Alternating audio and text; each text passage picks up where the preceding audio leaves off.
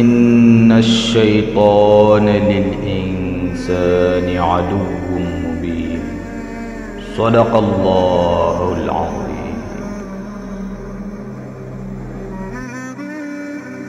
amoon na ab dëkk bopp góoram fa woon bu ragal buur yàlla wéetal ko dëkkee jaamu rekk moyu ko. ab bis ñu dikkal ko ab waay ñëw fa daldi ni ko ndimbal la niy sàkku gaawal réew mi soxla na ko, ndax dëkk bi am na nit ñooñ yàlla toppuñu ko, garab la niy jaamu looloo tax ñu diis si la ko. góor gaa ngi nii nee ko déet kay, mun ko waaw mi ngi fee. mu daldi jóg gàddu sémmiñ dem fa ngir gori ko. seytaane soppeeku góor goog mag mu baax la nuru, dem kar ko nag laaj ko foo jëm. góor gi nettali ko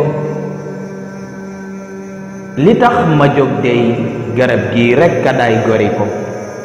seytaane it wax ko waa yow lii ku sant la ko. mu daldi koy wax ni daa koy gor si ngir dafa am ay nit yu koy jaamu. Iblis jooy fa daldi ni ko wax dëgg nag yow sa mbaax gi waane yàq na ko, ndax ay yonentoo fi jaaroon kenn ci ñoom goru ko. ñoom nag ña doonoon ndawi buur bii te dëgguñu ko,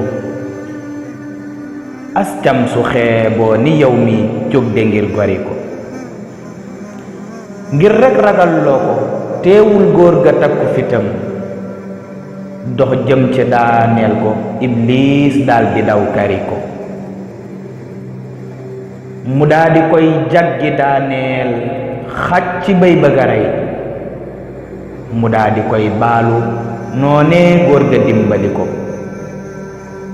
mu delluwaat jëm ca rekk seytaane daw kari ko, mu jaggiwaat daane bay dóor rekk mu ñaanati ko. noonu ba muy ñett ci yoon mun ko déglu ma nag. seytaane mooy wax de, góor gi déglu ndax xamu ko. mu daldi koy wax ni nan def nii nga noppalu nag, manit ma am jàmm, yow dey gën la kenn defu ko. sa yéene mooy rekk nit ñi mucc waaye xamuñ, gëmun la fonkun la ndax sag ñàkk xam nanu ko. booy digle ñuy topp, boo aayee ñu bàyyi ko fa. am da cee bokk, xaalis fawu ngay yore ko. kaay nag ma warlul la, dootoo génn ngir di wuti, bis boo xëyee der bi ngay toog rekk yëkkati ko. kon danga fa gis ñaari junni maal nga dimbali ko. mu daldi koy nangu daa cey bég ba teg ca ni ko man sax dama waane ndax lii kenn santuma ko, nit rekk laa man duma bi yonent fiir nanu ko. mu daldi xëy bis bu njëkkam gis na ñaari junni ci ron si jaadaam nga, kontaan lool ba yéemati ko. ñaareelu bis baat mu xoolaat ñaari junni ya ñëw, mu bég di reetaan ba tey daal góor gi dégguñu ko. ñetteel ba ciy fan mu gis ab junni lenn waxul, mu daldi jël rekk ba tey daal góor gi kenn gisu ko. mu xëy ca ñeenteel ba xool nag lenn fekku ko fa, mu daldi mer génn jël sémmiñ wa ngir gori ko. mu fekk seytaane comme noonee mu daldi taxaw, mu xaqtaay ree ko dal koy dellu laajati ko. mu daldi koy laaj ni waa yow góor gi foo jëmati.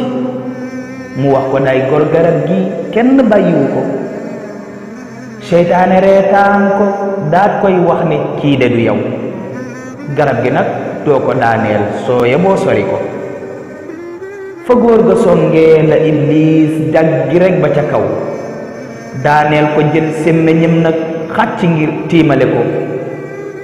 mu daldi koy baalu, Iblis baal ko fay ko borom. mu daldi jóg gàdduwaat aw sémmiñam wuti ko.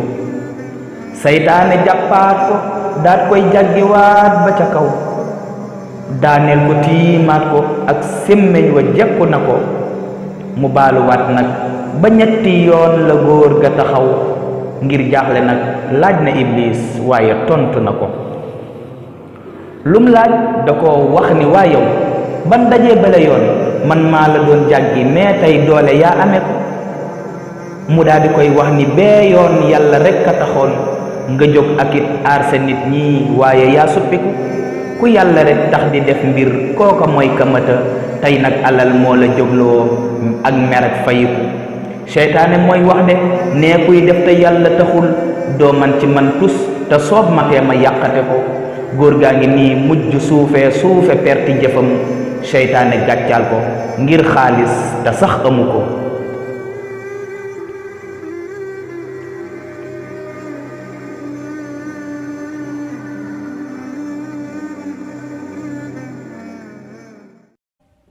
أولو كان الشيطان يدعوهم إلى عذاب السعير إن الشيطان لكم عدو فاتخذوه عدوا إنما يدعو حزبه ليكونوا من أصحاب السعير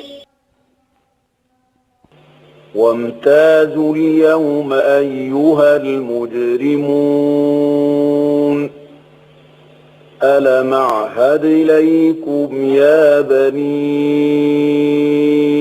آدم ألا تعبدوا الشيطان إنه لكم عدو مبين صدق الله العظيم.